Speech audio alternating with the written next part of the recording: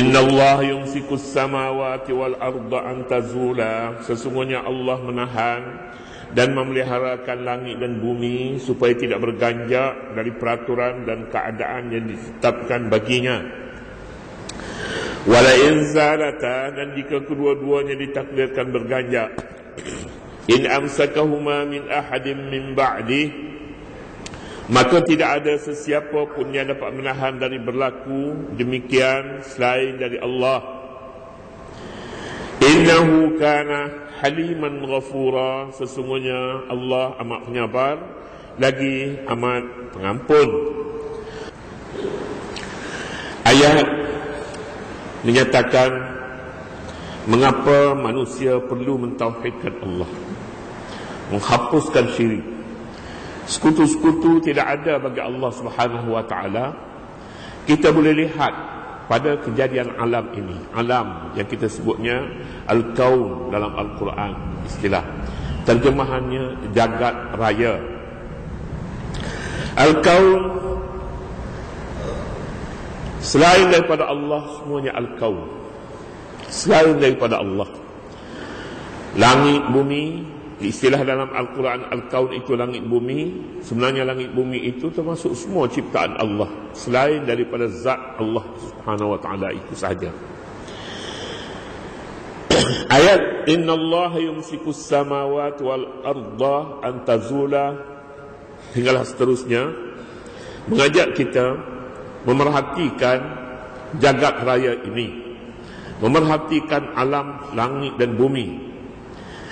Ini merupakan satu ilmu lah, ilmu fizik kah ataupun ilmu falak kah, katanya ini sukar bagi kita yang tidak belajar untuk memahaminya, tetapi bolehlah secara kasarnya kita memahami apa yang dikehendaki oleh Allah Subhanahu wa ta'ala menerusi ayat ini. Katanya sesungguhnya Allah menahan dan memelihara langit dan bumi supaya tidak berganjak dari peraturan dan keadaan yang ditetapkan baginya. Ini satu kenyataan, satu keterangan daripada Allah Subhanahu wa ta'ala tentang langit dan bumi. Maknanya tentang bintang-bintang, tentang galaksi, tentang bintang, tentang perjalanan langit dan bumi, perjalanan alam inilah. Kita sebut bintang pun berjuta-juta bintang, berjuta-juta galaksi, berjuta-juta. Jadi oleh demikian perkara ini dinyatakan Allah yang memegangnya. Allah pegang.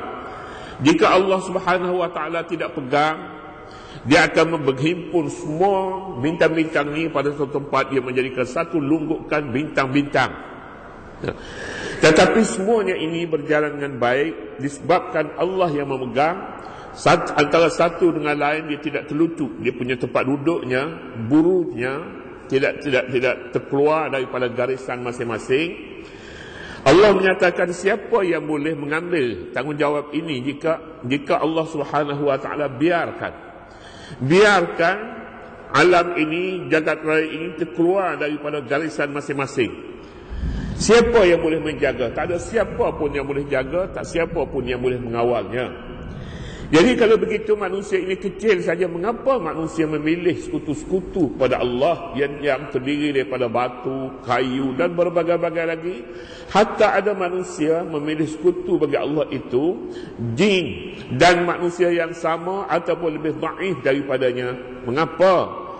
Jadi tidak wajar bagi manusia memilih begitu, kerana Allah Subhanahu wa ta'ala memiliki semua sekali ini, semua sekali yang disebutnya Al-Kaun, batu, kayu, manusia, jin dan seluruh bintang, langit dan bumi ini termasuk dalam Al-Kaun yang dipegang oleh Allah Subhanahu wa ta'ala. Ayat menyebutkan Allah pegang langit dan bumi. Pegang, bagaimana sistemnya? Tentulah dalam sistem, dalam ilmunya, sama ada ilmu falak ke, ilmu apa-apa, ilmu pengajian sekalipun, dia tidak sebutlah Tuhan pegang. Tetapi manusia berjumpa al-jazibiyah. Al-jazibiyah itu gravity. Inilah yang memegang antara satu dengan lain. Kalau kita boleh memahami sistem mesin basuh. Mesin basuh dia berpusing, dia pusing, kemudian pada masa yang sama juga dia pegang. Dia tidak pusing, itu dia akan terlepas. Kalau terlepas, habis hancur. Semua sekali akan rosak. Dia tak boleh terlepas. Tapi kalau dia pusing saja pun dia tidak bersih. Dia tak boleh tapis, dia tak boleh spin. Dia punya air. Jadi sistem ini lah sebenarnya dipelajari daripada sistem alam yang disusun, yang diatur oleh Allah Subhanahu wa taala. Inilah dia anehnya, inilah dia mukjizat. Mukjizat Allah Subhanahu wa taala yang menciptakan jagat raya itu tidak pernah kacau. Tapi sebab apa? Sebabnya semuanya itu patuh kepada peraturan yang telah ditentukan oleh Allah Subhanahu wa taala. Peraturan itu menjaminkan kedudukannya tidak menjadi kacau, tidak musnah dan tidak pula menyalahi peraturan antara satu bintang dengan bintang yang lain. Bagaimana dengan manusia? Manusia sejak awal sampai kepada saat ini tidak pernah berhenti daripada peperangan, sama ada kecil ataupun besar. Malah diri manusia sendiri kacau dalam memilih siapa yang sepatutnya disembah, sepatutnya dia beribadat kepadanya dan tidak kepada yang lain.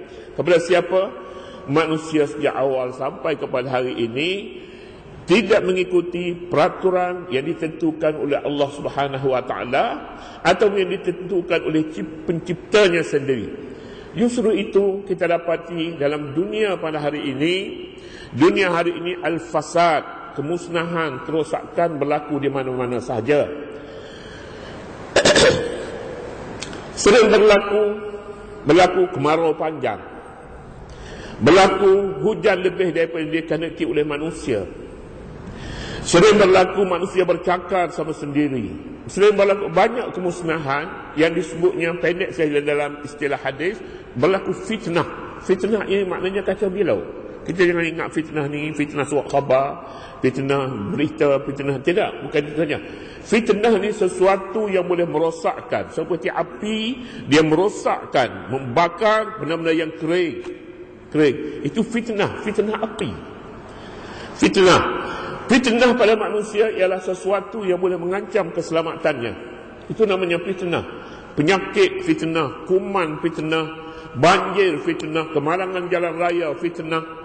Jika manusia mengaku menerima peraturan yang ditentukan oleh Allah Subhanahu wa taala, semuanya ini tidak akan berlaku. Semuanya akan berlaku dengan baik kerana tidak ada suatu ciptaan Allah Subhanahu wa taala yang dia ciptakan kemudian diserah kepada manusia untuk memelihara keselamatannya. Tidak ada. Jadi dengan itu ayat ini menyatakan itu katanya, Inna Allah yumsikus samawati wal arda an tazula. Sesungguhnya Allah menahan dan memelihara langit dan bumi supaya tidak berganjak dari peraturan dan keadaan yang ditetapkan baginya. Langit bumi suatu yang sangat luas. Manusia pada hari ini tak jumpa bintang-bintang itu semua sekali. Untuk mudah mereka bercakapnya berjuta-juta bintang. Sebab mereka berjumpa yang mereka boleh rekodnya tidak begitu banyak.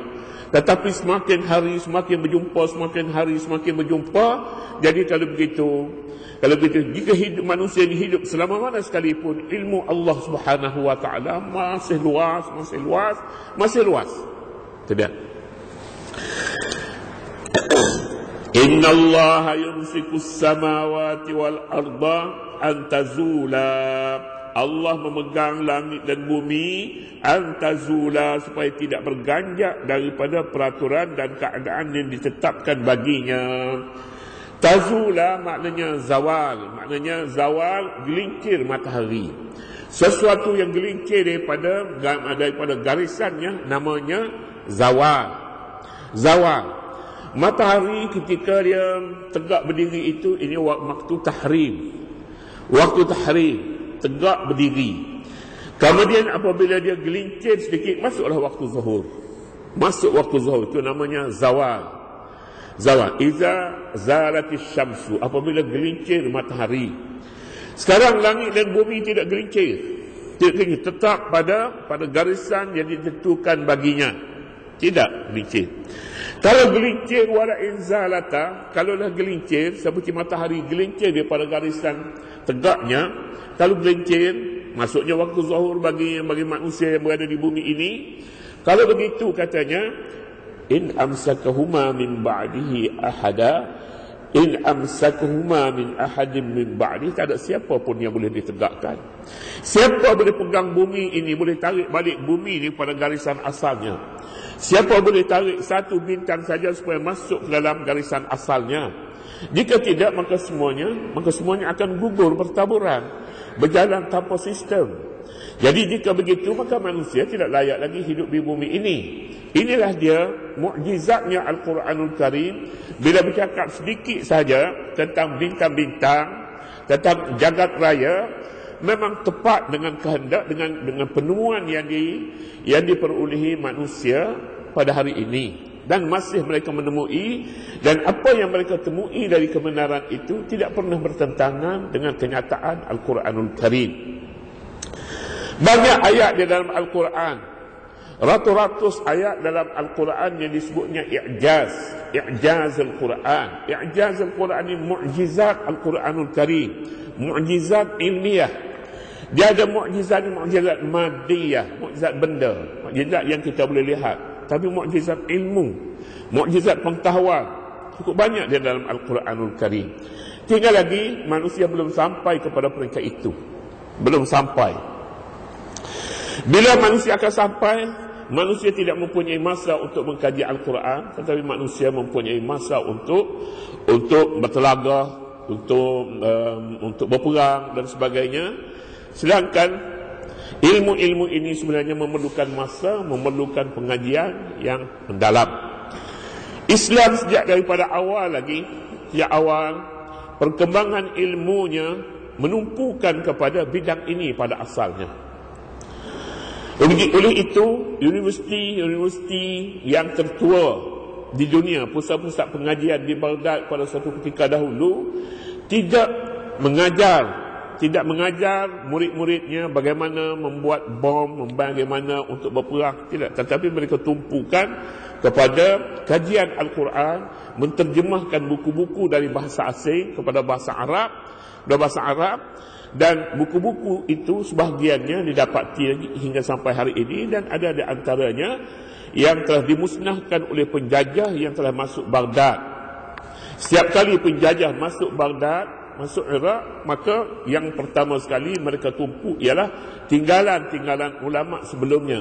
Ada di antara mereka yang mereka tolong simpan, yang kita dapati di negeri-negeri Arab tidak ada, tetapi ada di dalam perpustakaan besar di dunia, ada buku-buku itu. Dari mana mereka perolehi jika tidak kerana curi? Mereka curi yang bawa balik ke negeri mereka. Baik, saya kata dulu, wala in zalata in amsakahuma min ba'dihi, in amsakahuma min ahadin min ba'dihi. Dan jika keduanya berganjak daripada tempatnya, maka tidak ada siapa pun yang dapat menahan dari berlakunya sedemikian selain dari Allah. Innahu kana haliman ghafura. Sesungguhnya Allah amat penyabar lagi amat pengampun. Apa hubungan dengan keterangan ayat? Ayat pertama, ayat menyatakan kejadian alam langit dan bumi dipegang oleh Allah Subhanahu wa taala. Kedudukannya tidak berganjak. Kemudian pada penutupnya, Allah amat penyabar. Penyabar ini sabar, maha sabar dan maha pengampun. Maha sabar artinya manusia sekalipun telah menemui keagungan Allah Subhanahu wa taala melalui jagat raya al-kaun. Namun begitu mereka juga memilih syirik. Sepatutnya cukup bagi mereka untuk mengakui Allah Subhanahu wa taala Maha Esa, Maha Agung, Maha Perkasa. Manusia tidak akan memilih lagi patung-patung berhala untuk disembah, tapi mereka tetap juga dengan patung berhala, dan mereka persekutukan Allah Subhanahu wa taala dengan sesuatu, sekalipun tidak ada perkara yang boleh dilakukan oleh sekutu-sekutu yang mereka pilih itu. Mengapa Allah tidak bertindak segera hapuskan mereka ini, matikan mereka kerana dosa syirik itu? Allah maha penyabar, Allah Maha Penyabar dan Maha Pengampun. Maknanya mereka sekalipun salah, kembalilah kepada jalan yang benar. Akuilah keagungan Allah Subhanahu wa taala. Akuilah kebesaran Allah. Jangan lagi bergantung pada sesuatu selain Allah hingga melupakan Allah Subhanahu wa taala. Zikirlah banyak-banyak supaya dengan zikir boleh membawa mereka kepada hidayah, kepada jalan yang lurus. Seterusnya,